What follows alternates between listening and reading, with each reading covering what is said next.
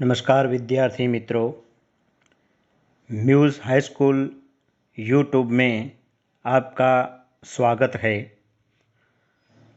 हमने जो आगे की वीडियो बनाई थी उनमें समास और उसके प्रकार को हमने समझा और उसके नियम और उदाहरण को भी हमने समझा। आज हम बात करेंगे पत्र लेखन। कक्षा 10 में पत्र लेखन लिखना ये भी एक कला है।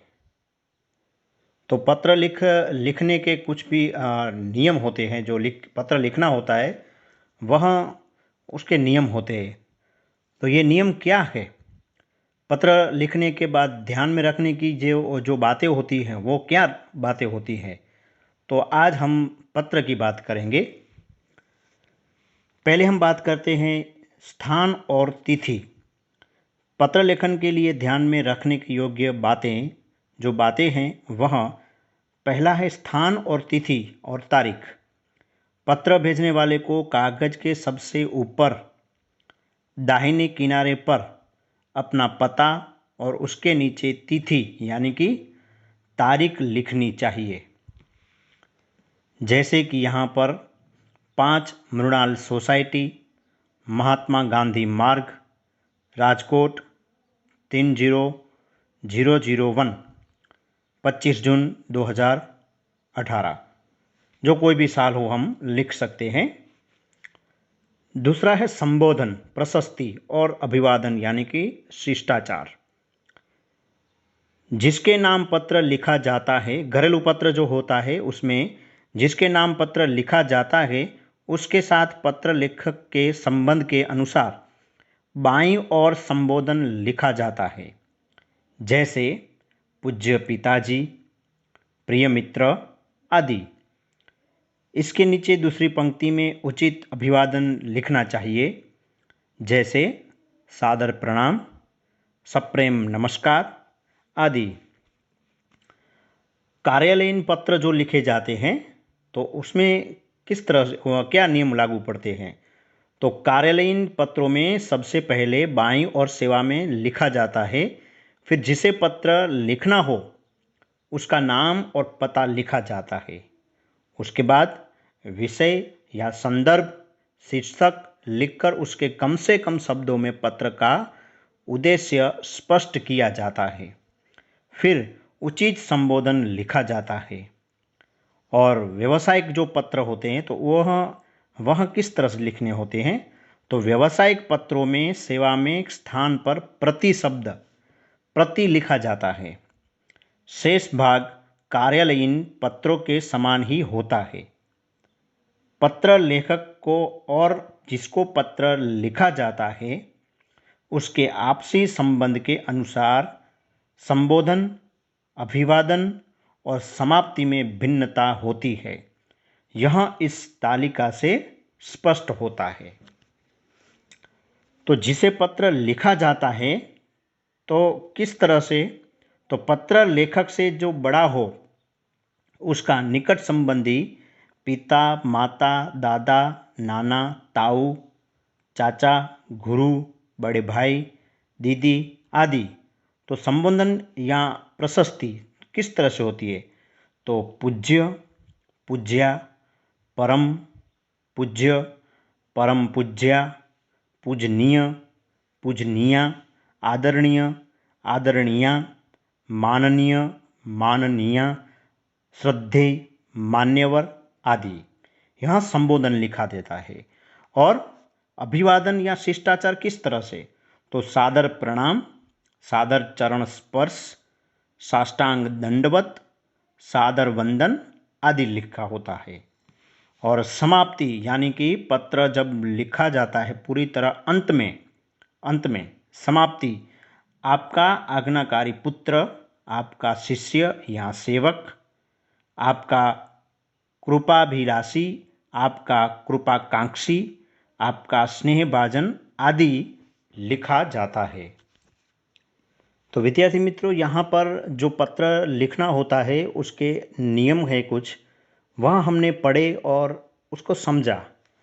अब एक उदाहरण के रूप में पत्र किस तरह से लिखा जाता है, तो वहाँ हम देखते हैं। पत्र है 5 आनंद नगर, शाहपुर, अहमदाबाद 380001 से रवि शास्त्री से दूर गांव में रहने वाले अपने मित्र चैतन्य जोशी को हमारे जीवन में वृक्षों का महत्व बताता हुआ पत्र लिखता है। तो जो नियम मैंने कहे आगे, वहाँ उस तरह से हमें चलना है। जो भी नियम के अनुसार लिखा जाता है, तो पहले हम जो स्थान, तिथि और उसका एड्रेस लिखना चाहिए। तो एड्रेस है 5 आनंद नगर, शाहपुर, अहमदाबाद 380001, 25 अगस्त और 2018, यानी कि हम जो भी साल हो वह लिख सकते हैं। 2020 भी लिख सकते हैं। आगे, प्रिय मित्र चैतन्य, सप्रेम नमस्कार। आज पहली ही डाक से तुम्हारा पत्र मिला। अंतर विद्यालय संगीत स्पर्धा में प्रथम पुरस्कार पाने पर मेरी ढेर सारी बधाइयाँ, परंतु मेरी समझ में यह बात नहीं आई कि तुमने अपनी पाठशाला के वृक्षारोपण समारोह के प्रति भारी उदासीनता क्यों दिखाई। क्या इसलिए कि मुख वृक्ष तुम्हारे संगीत पर दाद नहीं दे सकते? तुम तो पढ़े लिखे हो। विज्ञान और भूगोल दोनों विषयों में वनों और वृक्षों के महत्व के बारे में तुमने पढ़ा है। तुम जानते हो कि वृक्षों के कारण ही हमारा वातावरण शुद्ध रहता है और हवा में ताजगी रहती है। जीवनदायिनी वर्षा के लिए भी तो वृक्ष उपकारक ही है। भूमि के उपजाऊपन और बनाए रखने में वृक्षों का बहुत योगदान होता है। वृक्षों की हरियाली, उनकी शीतल छाया, उनके फलों तथा उनके औषधीय गुणों का तो महत्व ही निराला है। वृक्ष अपने हर अंग से हमारी सेवा करते हैं। वे मूक होकर भी हमारे सच्चे मित्र हैं। सचमुच ये वृक्ष तो गांव की शोभा है। इसलिए वृक्षों के प्रति तुम्हारी उदासीनता देखकर मुझे सखेद आश्चर्य हुआ। आशा है अगले वृक्षारोपण के कार्यक्रम में तुम उत्साहपूर्वक भाग लोगे। माताजी को मेरा प्रणाम तथा गुड्डी को बहुत सारा स्नेह। तुम्हारा मित्र रवि शास्त्री। तो विद्यार्थी मित्रों, पत्र लेखन एक कला है। अच्छे पत्रों में सहजता, आत्मीयता एवं अपनापन होता है। पत्र की भाषा प्रसंगानुसार होनी चाहिए। पत्रों में शिष्टाचार का निर्वाह होना अत्यंत आवश्यक है। पत्र लेखन का इतिहास बहुत पुराना है। विचारों के आदान प्रदान का यह एक उत्तम साधन है। पत्रों में मैत्री बनाना एक सरल होता है। पत्र मित्र बनकर हम देश विदेश में नए मित्र बना सकते हैं।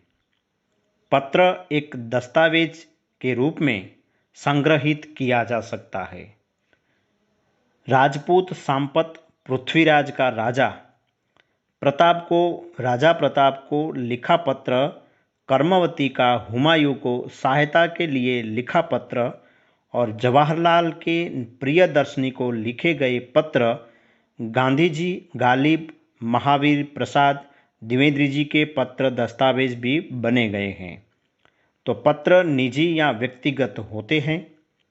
व्यावसायिक पत्र तथा सरकारी एवं अर्ध सरकारी पत्र, ये 3 प्रकार के पत्र पाए जाते हैं। तो हमें जो भी उसके नियम है, वह नियम के अनुसार हमें पत्र लिखना चाहिए। पहले पत्र लिखने वाले का जो पता होता है, वह पता और उसका दिनांक यानी कि तारीख भी होनी चाहिए। उसके बाद संबोधन किस तरह से लिखना है, तो जो व्यक्ति जिस उम्र की हो उसके अनुसार हमें पूज्य, पूजनीय, मान्यवर, माननीय ऐसे शब्द के उपयोग करके हमें संबोधन लिखना चाहिए। पत्र का विषय भी स्पष्ट होना चाहिए। व्यावसायिक पत्रों में इसका विशेष उपयोग होता है। और अभिवादन भी करना चाहिए। अभिवादन में नमस्कार, सादर, वंदन, चरण स्पर्श, नमस्ते, यह शब्दों का प्रयोग होता है। पत्र का मुख्य भाग जो होता है वह भी एक महत्व का होता है। व्यक्तिगत पत्रों में कुशल समाचार के बाद पत्र में मुख्य बात विशिष्ट शैली में भाषा से व्यक्त होती है। और हस्ताक्षर के पूर्व प्रयुक्त शब्दावली जो होती है वहाँ शुभचिंतक, शुभेच्छक, शुभाकांक्षी ऐसे शब्दों का उपयोग होता है। तो इस तरह से हमें पत्र लिखना चाहिए। और कक्षा 10 में यह पत्र लिखना और उसमें खूब अच्छी तरह से जो भी नियम है, नियम के अनुसार हम जो लिखते हैं तो अच्छे मार्क्स हमें आते हैं। तो ये भी एक एनुअल एग्ज़ाम जो हमारी वार्षिक परीक्षा होती है उसमें पत्र होता है। और अच्छी तरह से हमें यह पत्र नियम के अनुसार, जो नियम है वह नियम से हम लिखते हैं तो हम अच्छे गुण यहाँ पर ला सकते हैं। तो विद्यार्थी मित्रों, आज हमने यहाँ पत्र की बात की, कुछ उसके नियम को हमने फॉलोअप किया और उस तरह से हमें पत्र लिखना चाहिए। और जो भी वीडियो बनते हैं यूट्यूब में आप उसको देखते रहिए, समझते रहिए। जो भी प्रश्न हो वहाँ हमें ज़रूर कहिए। तो मिलते हैं नए टॉपिक के साथ। हम फिर से इजाज़त दीजिए। नमस्कार।